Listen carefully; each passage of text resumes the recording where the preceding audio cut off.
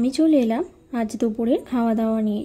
প্রথমেই হয়েছিল গরম গরম ভাত, তার সাথে ওল সেদ্ধ, তারপর হয়েছিল করলার মশলা, এরপর ছিল কাতলা মাছের পেটি ভাজা, তারপর ছিল রায়তা আর কাতলা কালিয়া।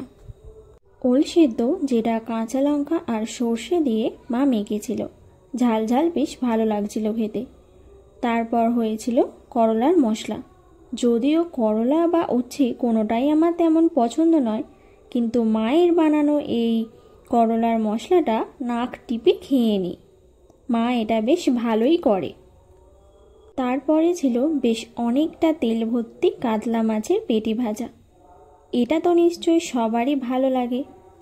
এরপর ছিল কাতলা কালিয়া। এটা তো জাস্ট অপূর্ব হয়েছিল খেতে। আর সব শেষে ছিল রায়তা, যেটাতে দইয়ের